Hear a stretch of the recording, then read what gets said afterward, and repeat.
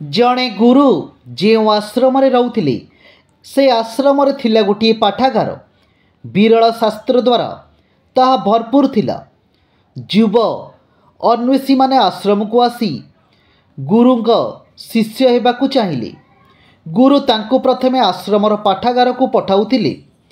सेठारे गभीर अध्ययन कला परे जाई सेमाने गुरुंक शिष्यत्व लगी द्वितीय पर्याय परीक्षार सम्मुखीन हेउथिले।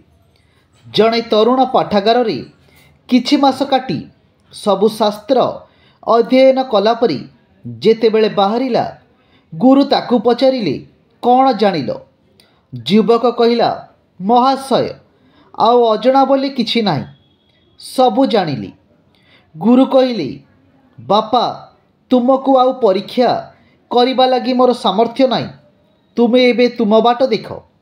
युवकटी एभली प्रतिक्रिया रे विस्मित होई जेतेबेले यार कारण कौन बोली पचारिला गुरु ताकू आश्रमर बगीचारे गछरी पानी देउथिबा जणे तरुण को देखाई कहिले, एई युवक एबे मोर शिष्य होईछि। तुम भली से जेतेबेले पाठागार रे बिताई सबु शास्त्र पाठ करी बाहर को आसिला सेतेबेले मो ताकू सेई समान प्रश्न पचारिथिली। उत्तर रे से कहिथिला, आज्ञा मोर आखि खोलीगला। ए सबु पढ़ी सारिबा परे लागू मु केते क्षुद्र।